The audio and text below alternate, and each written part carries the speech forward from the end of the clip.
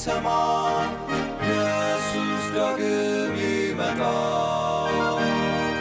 ደስ ይበለን እንዘምር፣ ኢየሱስ ዳግም ይመጣል። ይመለሳል ይመለሳል፣ ኢየሱስ ዳግም ይመጣል።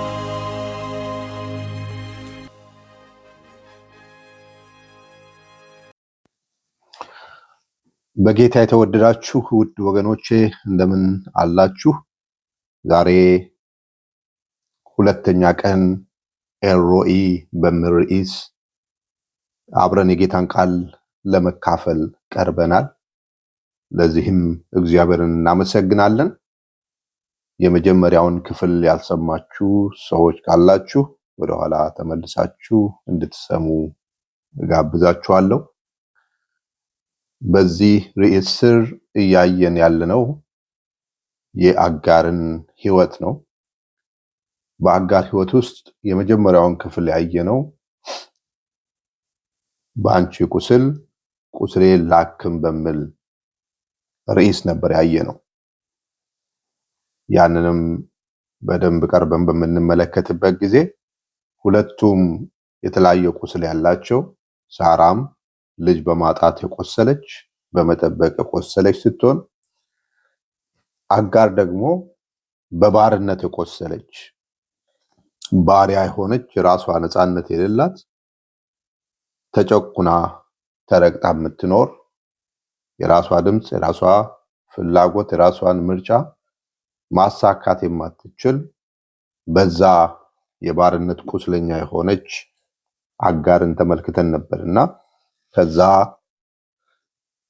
ሳራ በአጋር ላይ ያደረገችው ነገር የራሷን ቁስል ለማከም በቂ ቁስል ያላት አጋር ላይ ተጨማሪ ቁስል እንዳመጣችባት ያንን ለማየት ሞክረናል። እሱን ነበር የጀመርነው። ዛሬ ደግሞ ተጠቅሞ መጣል ወይም ደግሞ ዩዝ ኤንድ ትሮ የሚሉትን እሱን እንመለከታለን። ለአጭር ጊዜ ብቻ ተፈላጊ ሆናችሁ ታውቃላችሁ? በህይወታችሁ በጣም ለአጭር ጊዜ ብቻ፣ ለተወሰነ ጊዜ ብቻ በጣም ተፈላጊ እንደሆናችሁ ተሰምቷችሁ ወይም ተነግሯችሁ ከዛ በኋላ ግን የተጣላችሁ፣ እንደ ማስቲካ ታኝካችሁ ተጥላችሁ ታውቃላችሁ? ብዙ ጊዜ ቃል ሰዎች ሲጠቀሙ ሰማለሁ። እንማ እንደ ማስቲካ አኝኮ ከጨረሰ በኋላ ጣዕሙ ካለቀ በኋላ ጣለኝ እንደሚባል፣ እንደ ወረቀት ሰሃን ወይም እንደ ወረቀት ብርጭቆ አንድ ጊዜ ብቻ ጥቅም ላይ ውሎ ከዛ በኋላ ታጥቦ እንደገና ጥቅም ላይ እንደማይውል አንድ ጊዜ ብቻ ተጠቅሞ ከዛ በኋላ ምጣል፣ እንደዛ ሆናችሁ ታውቃላችሁ? እንደዛ አይነት ስሜትስ ተሰምቷችሁ ያውቃል? በዛ ሳዝናችሁ፣ በዛ ቆስላችሁ ታውቃላችሁ? ለአጭር ጊዜ ብቻ መጠቀሚያ ሆናችሁ ከዛ በኋላ ቆሻሻ መጣያ ውስጥ ተጣላችሁ ያክል የሚሰማችሁ ሰዎች አላችሁ ወይስ ተሰምቷችሁ ያውቃል? አጋር እንደዛ ነበር የሆነችው። ሳራ አብርሃምን አጋር ጋር ግባ ስትላት ምንም እንኳ በቁስል ላይ ቁስል ቢሆንባትም በክፍል አንድ ውስጥ እንዳየነው በቁስል ላይ ቁስል መጨመር ቢሆንባትም ደግሞ ተስፋ ያደረገች ይመስላል። አጋር ተስፋ ያደረገች ይመስላል። በዛው ቁስል ላይ ሆና ነገር ግን ተስፋ ያደረገች ይመስላል። ሳራ ያከበረቻት መሰላት። አብርሃምም ወደሷ በመግባቱ የበለጠ ክብር ያገኘች ያክል የተሰማት ባሪያ ነበረች። በዛን ሰዓት ብዙ ነገር አእምሮዋ ውስጥ ይሄዳል። ባሪያ መሆኗ ያከተመ መሰላት። ከዚህ በኋላ እንደ ባሪያ ላትታይ፣ ምናልባት ከሳራ ጋራ እኩል ምስት ሆና የምትቀጥል ወይም እኩል ምስት የሆነች ሊመስላት ይችላል። ምክንያቱም አብርሃም ወደ እሷ የገባው በሳራ ሪኮሜንዴሽን ነው፣ በሳራ ትዕዛዝ ነው፣ በሳራ ቃል ነው። ስለዚህ እንደ ባሪያ ለምትኖር ባሪያ ሆና በዛ ቤት ውስጥ ለምትኖር ለምታገለግል በጣም ዝቅተኛ ቦታ የሚሰጣት ሴት ዛሬ ግን ያ ትልቁ አብርሃም የከበረው አብርሃም ለዛውም በገዛ ምስቱ ሪኮሜንዴሽን ወይም ደግሞ ሐሳብ አቅራቢነት ወደ እሷ እንዲገባ ተደርጓል። ስለዚህ ይሄ ለአጋር ምናልባት የባርነት ዘመኗ ያበቃ ምስትነትን ያገኘች ከሳራ ጋር እኩል የሆነች ሊመስላት ይችላል። ለዛ ነው ዘፍጥረት ምዕራፍ 16 ቁጥር 4 ላይ ሄዳችሁ ስታነቡ ሳራን አቃለለቻት ይላል። ሳራን አቃለለቻት ይላል። እዚህ ጋር ትንሽ ለመረዳት ሞከርኩኝ። ቃሉ ግልጽ ቢሆንም አቃለለቻት ብልም ምናልባት አጋር ሳራ ምን አድርጋ ይሆን ያቃለለቻት የሚለውን ይሄን ማቃለል የሚለውን ቃል ትንሽ ቀረብ ብዬ ለማየት ሞከርኩኝ። እዚህ ጋር ሳራን ዝቅ ያደረገች አይመስለኝም። ሳራን ከምስትነት ዙፋን ያወረደቻት ወይም የገላመጠቻት ወይም በአንደበት ወይም በስድብ ቃል ያቀለለቻት መስሎ አልታየኝም። አጋርን ግን ከባርነት ከፍ አድርጋ አየች። ራሷን ከባርነት ከፍ አድርጋ አየች። የአጋር ከሳራ ጋር እኩል መሆንን ማሰብ ለሳራ እንደ ውርደት ነው የሚቆጠረው። ምንም እንኳ አጋር የሚያዋርድ ቃል ባትናገርም የሚያዋርድ ድርጊት ባታደርግም ከሷ ላይ የሚታይ ነገር ባይኖርም ነገር ግን ከሳራ ጋራ እኩል የአብርሃም ምስት እንደሆነች አድርጋ አጋር ራሷን ማሰብ ለሳራ እንደ መቅለል የሚታሰብ ነው። አያችሁ ወገኖች፣ አጉል ተስፋ የምናደርጋቸው ነገሮች አሉ። አጉል ተስፋ የምናደርጋቸው ተጨባጭ ያልሆኑ ትክክል ያልሆኑ ምናልባት በእኛ ሐሳብ ውስጥ ብቻ በእኛ አእምሮ ብቻ ውስጥ ይሄ ራሳችንን የምናስብ ራሳችንን የምንስል ከሆነ ነገር ተነስተን ይሄ እንደዚህ ሊሆን ይችላል ብለን የምንስላቸው ተስፋ የምናደርጋቸው ነገሮች ይኖራሉ። እዚህ ጋር ለአጋር ግልጽ ያልሆነላት ነገር ነበረ። እዚህ አጋር ሳትሆን የተፈለገችው ማዕፀኗ ነበር የተፈለገው። በዚህ ዘመን ታውቃላችሁ፣ በዚህ ዘመን ከሚደረጉት አንዱ በጣም ከሚያስፈሩ ነገሮች የማዕፀን ክራይ ናቸው። በጣም የታወቁ ሰዎች ማህፀን ክራይ እየሰጡ ማህፀን እየተከራዩ በሌላ ሴት ማህፀን ልጅ ለመውለድ የሚደረጉ ጥረቶች፣ ሙከራዎች ብዙ ናቸው። አጋር በዚህ ሰዓት የተፈለገችው ማህፀኗ ነው እንጂ እሷ ተከብራ ቦታ ተሰጥቷት አይደለም። ሳራ አጋር ለአብርሃም ምስት እንድትሆን አስብ አይደለም። በነበራቸው ባህል አንዲት ባሪያ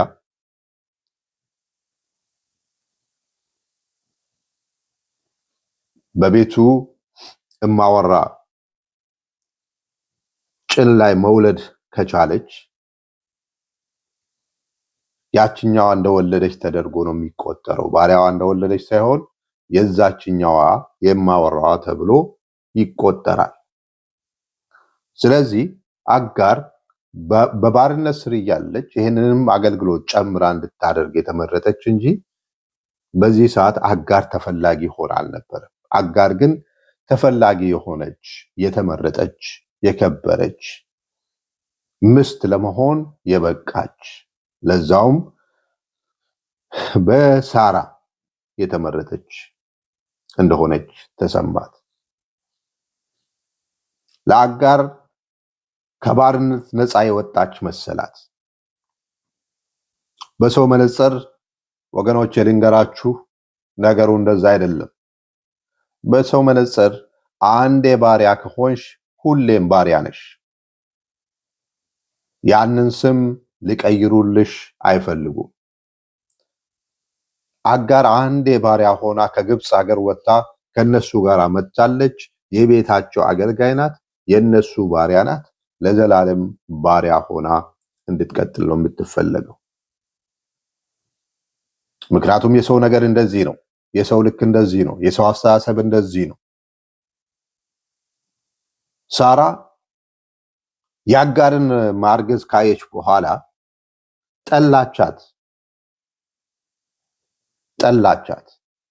መጀመሪያ በሷ ትእዛዝ፣ በሷ ሪኮሜንዴሽን፣ በሷ ሀሳብ አቅራቢነት የመጣ ቢሆንም በቃ በአይኗ አጋርን ቤት ውስጥ ማየትን ጠላቻት።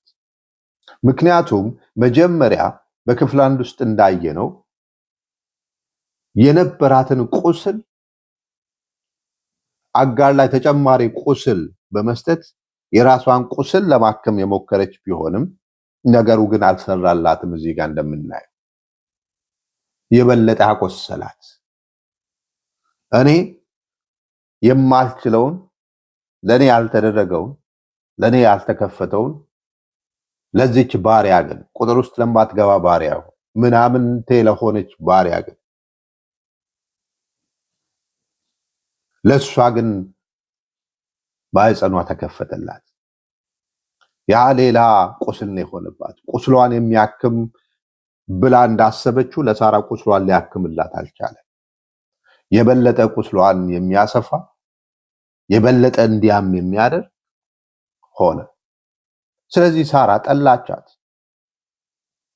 አያችሁ እንዴት እንደሚከብድ ለአጋር። ሲጀመር ባሪያ መሆን ከባድ ነው። በዛ ላይ ሳትወደድና ሳትፈለግ ያለሷ ምርጫና ያለሷ ዝግጅት በማህፀኗ ልጅ ይዛለች። እንዴት እንደሚያማስቡ።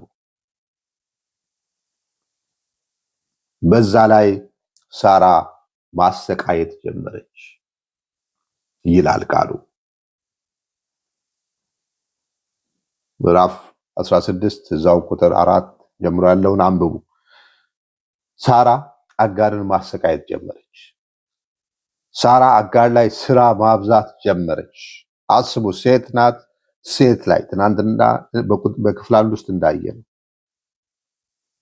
ሴት ሆና ሴት ላይ ስቃይን ማብዛት፣ ስቃይን መጨመር፣ ለዛውም ካረገዘች በኋላ በእርግዝና ወራቷ ውስጥ የበለጠ ጥንቃቄ በሚያስፈልግበት ጊዜ፣ የበለጠ እንክብካቤ በሚያስፈልግበት ጊዜ፣ ሳይኮሎጂካሊ ሕክምና ወይም ትሪትመንት በሚያስፈልግበት ጊዜ፣ አካላዊ ጥንቃቄ ማድረግ በሚፈልግበት ጊዜ፣ እረፍት በሚያስፈልግበት ጊዜ፣ ምግብ መመረጥ ባለበት ጊዜ ለሷ ግን የስቃይዋ ወራት ጨመረ።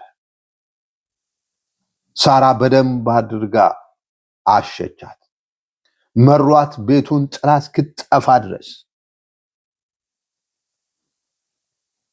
ወገኖቼ አሰቃየቻት።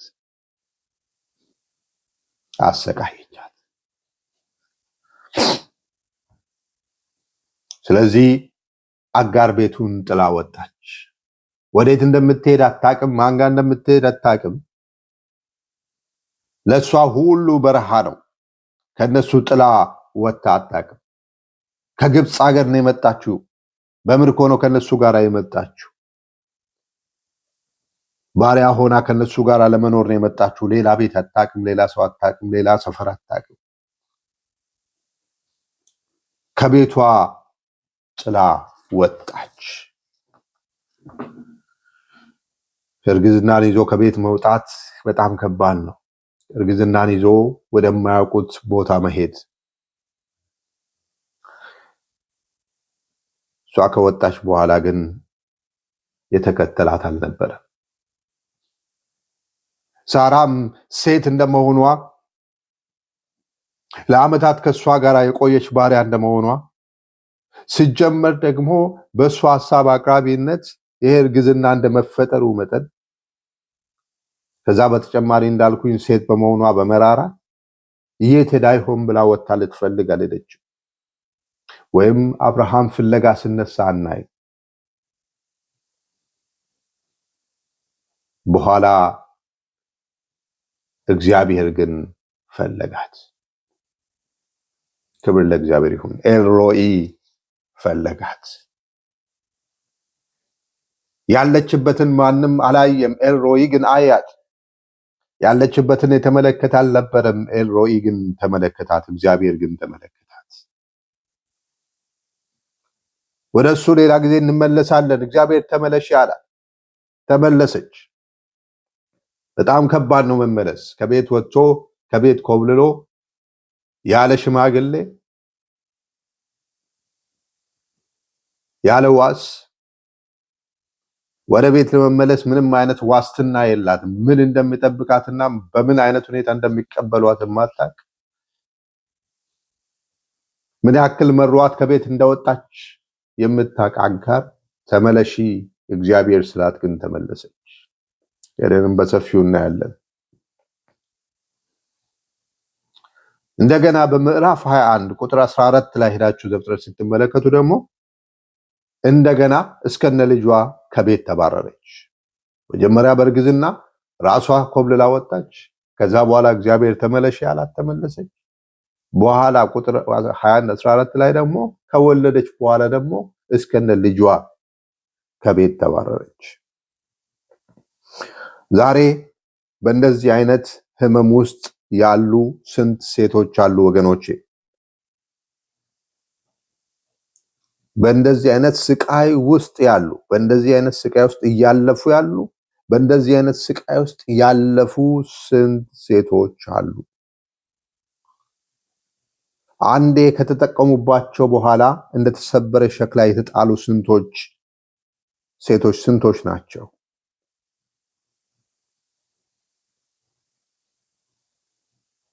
እንደ አጋር መሄጃ ያጡ ስንቶች ናቸው?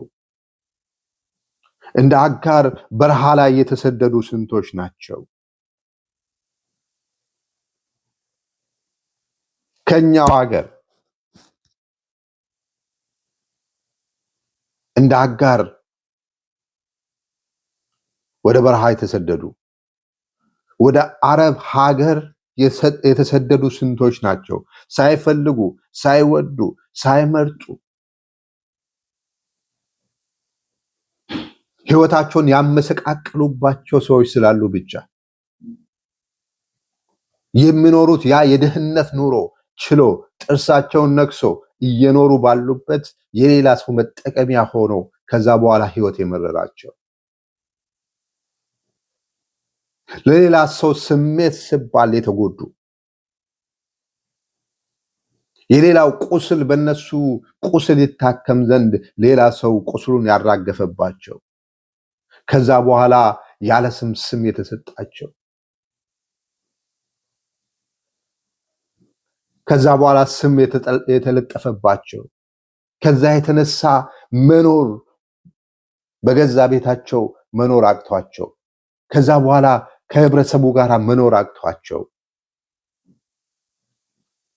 ሰፈራቸውን ትቶ የኮበለሉ ቤታቸውን ትቶ የኮበለሉ ሀገራቸውን ትቶ የኮበለሉ ስንት ሰዎች ናቸው ያሉት?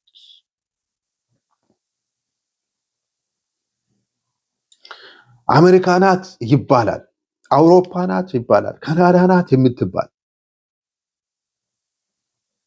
ለሷ ግን እንደ አጋር በረሃ የሆነባት ስንት ሴት ናት ያለች? ከዚህ በኋላ አታስፈልግም ተብላ የተጣለች ሲጀመርም እኔ ለዚህ አይደለም የፈለግኩሽ የተባለች ስንት ሴት ነው ያለችው?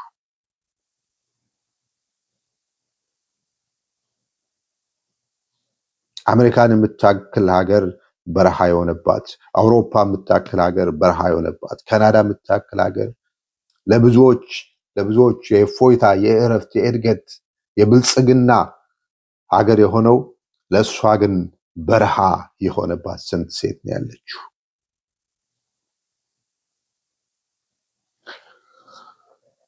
የአጋርን ህይወት የሚኖሩ ሴቶች ዛሬ በጣም ብዙ ናቸው። የአጋርን ስቃይ የሚሰቃዩ ዛሬ ብዙ ናቸው።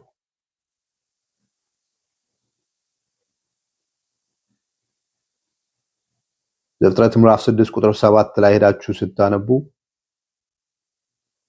እንደገና ደስ የሚል ቃል ታያላችሁ። በክፍል 1 እንዳየ ነው የእግዚአብሔር መልአክን በዚያ በረሃ ውስጥ አገኛት። ክብር ለእግዚአብሔር ይሁን። የእግዚአብሔር መልአክን በዚያ በረሃ ውስጥ እያለች ግራ በተጋባችበት፣ በህይወት በረሃ ውስጥ ባለችበት፣ በአካልም በረሃ ውስጥ ባለችበት፣ ተስፋ በረሃ የሆነባት፣ የምታያት ሁሉ በረሃ የሆነባት፣ አንድ ዘመድ የሌላት፣ አንድ የሚያስብላት የሌላት፣ አንድ የሚከራከርላት የሌላት፣ አንድ ጠያቂ የሌላት፣ አንድ ወዴት ሄደች የምላት ያጣች፣ ለሷ ግን የእግዚአብሔር መልአክ በዛ ውስጥ አገኛት። ክብር ለእግዚአብሔር ይሁን። አዎ ወገኖቼ፣ ኤልሮኢ ያያል። ምንም እንኳ በሰዎች የተጣለች ብትሆን ኤልሮኢ ግን ያያል። አጋር በእግዚአብሔር መልአክ ተጎበኘች። ምንም እንኳ በሰዎች የተጣልሽ ብትሆኝም ዛሬ እህቴ እግዚአብሔር ጋር ዩዝ ኤንድ ስሮ የሚባል ነገር የለም። በእግዚአብሔር ዘንድ ተጠቅሞ መጣል የሚባል ነገር የለም። በእግዚአብሔር ዘንድ አኝኮ መጥፋት የሚባል ነገር የለም። መዝሙር 27:10 ላይ ዳዊት ለዚህ ነው እንደዛ ምለው፣ አባቴና እናቴ ትቶኛል፣ ሌላው አይቀርና አባቴና እናቴ ትቶኛል፣ እግዚአብሔር ግን ተቀበለኝ ይላል። ሃሌሉያ፣ ክብር ለእግዚአብሔር ይሁን። አባቴ እና እናቴ ትቶኛል፣ ወንድሞቼ እህቶቼ ትቶኛል፣ የወደዱኝ የመሰሉኝ ያከበሩኝ የመሰሉኝ ሁሉ ትቶኛል። አሁን በበረሃ ላይ ነው ያለሁት፣ ብቻዬን ነው ያለሁት። ለመናገር ለመተንፈስ እንኳን የማልችል፣ ሌላ ነገር እንኳን ተስፋ የሚደረግ ነገር እንኳን ማየት በማልችልበት፣ አው ሁሉም ትቶኛል፣ እግዚአብሔር ግን ተቀበለኝ፣ እግዚአብሔር ግን አየኝ። ኤልሮኢ፣ እግዚአብሔር ግን አየኝ። አው እግዚአብሔር ያያል ወገኖቼ። በሰዎች ዘንድ አንዴ ባሪያ ሁሌም ባሪያ ነው። በሰዎች ዘንድ አንዴ ቡዳ ከተባለ ሁሌም ቡዳ ነው።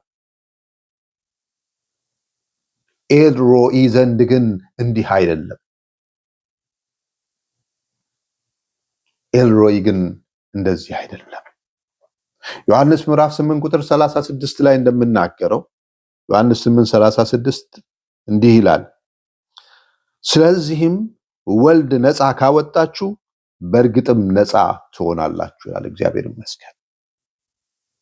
በልጁ ነፃ ካወጣችሁ በእርግጥም ነፃ ናችሁ። አንዴ ባሪያ ስለሆናችሁ ሁሌም ባሪያ አይደላችሁ። አንዴ ባሪያ ስለሆናችሁ ለዘላለም ባሪያ አይደላችሁ። አንዴ ቡዳ ስለተባላችሁ ለዘላለም ቡዳ አይደላችሁ። ይሄን ቃል የምጠቀመው ብዙ ጊዜ ስለሚባል፣ አንዴ አመንዝራ ስለተባላችሁ ለዘላለም አመንዝራ አይደላችሁ። አንዴ ሌባ ስለተባላችሁ ለዘላለም ሌባ አይደላችሁ። ማንም ሰው ስለጣላችሁ እናንተ የተጣላችሁ አይደላችሁ። ከባርነት ነፃ ያወጣችሁ ክርስቶስ ኢየሱስ በክፍል 1 ውስጥ እንዳየ ነው የራሷን ቁስል ለማከም ሌላኛዋን ቁስለኛ ጨምራ ማቁሰል ሳይሆን በእርሱ ቁስል እኛ ተፈወስን ተብሎ እንደተጻፈው የኛን ባርነት ሙሉ በሙሉ ከኛ አንስቶ የኛን ቁስል እሱ ቆስሎ የኛን መዋረድ እሱ ተዋርዶ የኛን ባርነት እሱ ተቀብሎ እኛን ግን ለዘላለም ነፃ ያወጣን እሱ ነው። ክብር ለእግዚአብሔር ይሁን። ተጠቅሞ መጣል የለም እግዚአብሔር ጋር። ገላትያ ምዕራፍ 5 ቁጥር 1 ላይም ገላትያ ምዕራፍ 5 ቁጥር 1 ላይም ሄደን ስንመለከት ይሄን ነገር ያስታውሰናል ጳውሎስ። ክርስቶስ ነፃ ያወጣን ይላል በነፃነት እንድንኖር። ስለዚህ ጸንታችሁ ቁሙ፣ እንደገናም በባርነት ቀንበር አትጠመዱ ይላል። እግዚአብሔር ይርዳል። ክርስቶስ ነፃ ያወጣን በነፃነት እንድንኖር ነው። ከባርነት ወጥተን በነፃነት እንድንኖር ነፃ ያወጣን ክርስቶስ ኢየሱስ ነው። እግዚአብሔር ነፃ ያወጣችሁ ሰዎች እግዚአብሔርን አመስግኑ። አሁንም በባርነት ስር ያላችሁ ያክል የሚሰማችሁ ካላችሁ፣ አሁንም በሳራ እግር ስር ያላችሁ የሚመስላችሁ፣ አሁንም በዛው በአጋር የተጣለችበት የቆሻሻ መጣያ ውስጥ ያላችሁ የሚመስላችሁ ካላችሁ እግዚአብሔር ብቻ ነፃ ያወጣችኋል። ክርስቶስ ኢየሱስ ብቻ ነፃ ያወጣችኋል። ሌላ ተስፋ የሚደረግ ኤከሌ ነፃ ያወጣኛል የሚባል ነገር የለም። እግዚአብሔር ብቻ ነፃ ያወጣል። ነፃ የወጣችሁ ሰዎች ካላችሁ ደግሞ እግዚአብሔርን ስለ ነፃነታችሁ አመስግኑ። ያንን ስም ስለቀየረላችሁ እግዚአብሔርን አመስግኑ። ነገር ግን እንደገና ወደ ባርነት ደግሞ እንዳትመለሱ አለ ጳውሎስ። እንደገና በባርነት ቀንበር እንዳትጠመዱ ደግሞ ተጠንቀቁ። እንደገና ወደ ትናንትናው እንዳትመለሱ። እግዚአብሔር እንደሆነ ነፃ አውጥቷችኋል። ኤልሮይ ተመልክቷችኋል። ኤልሮይ አስቧችኋል። ኤልሮይ ነፃነትን ሰጥቷችኋል። እንደገና ግን በባርነት ቀንበር ውስጥ እንዳትወድቁ ግን ተጠንቀቁ። ነፃ ያወጣችሁ ኤልሮይ፣ የተመለከታችሁ ኤልሮይ ሁሌም ግን አንድ ነገር እንድታስታውሱ ይፈልጋል። በኤልሮይ ታይታችሁ ነፃ የወጣችሁ አንድ ነገር ግን እንድታስታውሱ ይፈልጋል። ከተጣላችሁበት የቆሻሻ ገንዳ ያወጣችሁ እግዚአብሔር እንዲህ ይላል፣ ከባርነት ያወጣኋችሁ እኔ እንደሆንኩኝ አስታውሱ ይላችኋል። ከባርነት ያወጣኋችሁ፣ ከዛ የቆሻሻ ገንዳ ውስጥ ያወጣኋችሁ እኔ እንደሆንኩኝ አስታውሱ ይለናል። ይሄንን ሁሌ እንድናስታውስ ይፈልጋል። በዛ በባርነት እንድንኖር ሳይሆን ከባርነት ነፃ ያወጣን ግን እሱ እግዚአብሔር እንደሆነ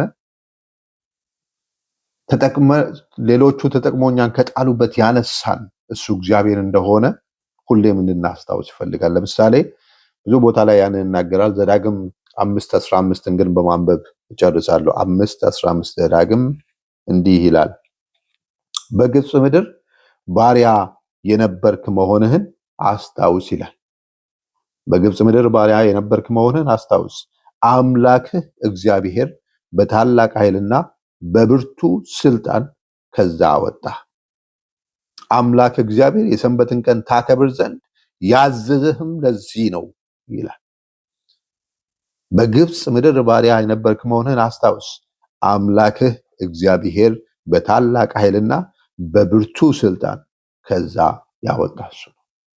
ለዛም ነው እግዚአብሔር የሰንበትን ቀን ታከብር ዘንድ ያዘዘ። ለዛ ነው፣ ሌላ ነገር ሳይሆን የነፃነት ማስታወሻ አድርጎ የሰጠ እግዚአብሔር። ለዛ ነው እግዚአብሔር ብቻ ነፃ የሚያወጣ አምላክ፣ እግዚአብሔር ብቻ ስምን የሚቀይር፣ እግዚአብሔር ብቻ ታሪክን የሚቀይር፣ እግዚአብሔር ብቻ ተጠቅሞ የማይጥል፣ እግዚአብሔር ብቻ የተጣሉትን ከቆሻሻ ገንዳ ማንሳት የሚችል፣ ህይወትን፣ ታሪክን መቀየር የሚችል እሱ ብቻ ነው። ስለዚህ ኤልሮይ አይቶናል። ኤልሮይ ነፃ አውጥቶናል። ነፃ ያወጣንን ኤልሮይን እያየ ነው እያስታወስ ነው እንድንኖር እግዚአብሔር ይርዳን። እግዚአብሔር ይባርካችሁ።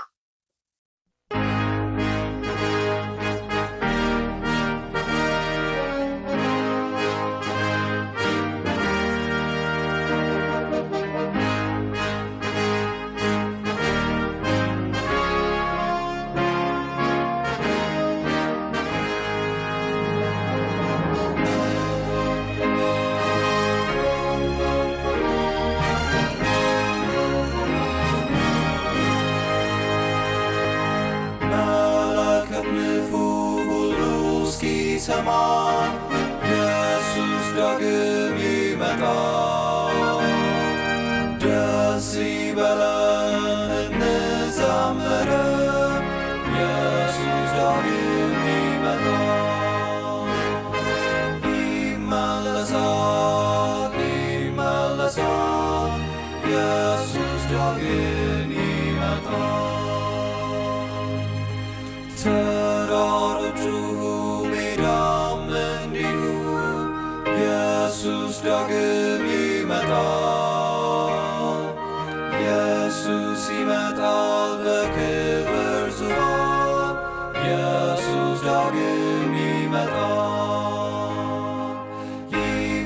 ይመለሳል ይመለሳል፣ ኢየሱስ ዳግም ይመጣል። ፍጥረቱ ሁሉ ይናገረናል፣ ኢየሱስ ዳግም ይመጣል። እስከ ባህር ዳር ሁሉ ያየዋል፣ ኢየሱስ ዳግም ይመጣል። ይመለሳል ይመለሳል፣ ኢየሱስ ዳግም ይመጣል። የምድር መናወጥ ለሰዎች ይላል፣ ኢየሱስ ዳግም ይመጣል። አውሎ ነፋስም ያስታውቀናል፣ ኢየሱስ ዳግም ይመጣል። ይመለሳል ይመለሳል፣ ኢየሱስ ዳግም ይመጣል። ሕዝብም ይቆጣል፣ በዚህ ይታወቃል፣ ኢየሱስ ዳግም ይመጣል። ሕዝብ